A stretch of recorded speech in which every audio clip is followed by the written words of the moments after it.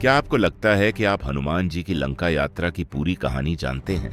अधिकतर लोग कहते हैं समुद्र पार किया, लंका पहुंचे, राक्षसों से लड़े। लेकिन सच्चाई यह है कि असली परीक्षा युद्ध से पहले शुरू हो चुकी थी। यह यात्रा सिर्फ माता सीता की खोज नहीं थी, यह अनदेखे खतरों के बीच से गुजरने की परीक्षा थी। जामवंत के हनुमान जी को उनके सच्चे असीम बल और क्षमता का स्मरण कराने के उपरांत हनुमान जी का आत्मविश्वास जाग उठा था। उन्होंने अपना विकराल रूप धारण किया। उनका शरीर पर्वत के समान विशाल हो गया और एक प्रचंड गर्जना के साथ वे लंका की दिशा में महान छलांग लगा चुके थे। आकाश उनका मार्ग बन गया था। नीचे समुद्र की लहरें गर्जना कर रही थी। यात्रा आरंभ हो चुकी थी।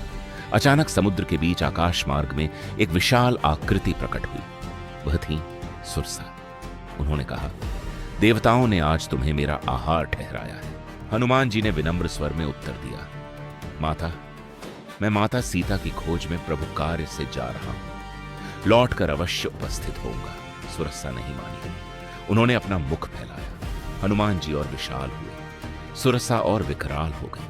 तभी हनुमान जी सूक्ष्म रूप में परिवर्तित हुए, बिजली की गति से उनके मुख में प्रवेश किया और तुरंत बाहर निकल आए। उन्होंने प्रणाम कर कहा, माता, आपके मुख में प्रवेश भी हो गया और मेरा मार्ग भी खुल गया। सुरसा प्रसन्न हुई।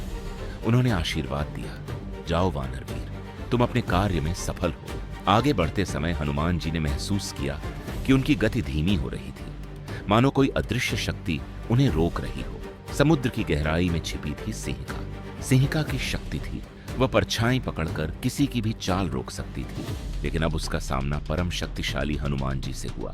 हनुमान जी तुरंत नीचे उतरे, उसे पहचान लिया और एक ही प्रहार में उसका अंत कर पुनः आकाश में उड़ गए। समुद्र पार कर जब हनुमान जी लंका के तट के निकट पहुंचे तो उनके सामने सोने की लंका चमकती हुई दिखाई दी।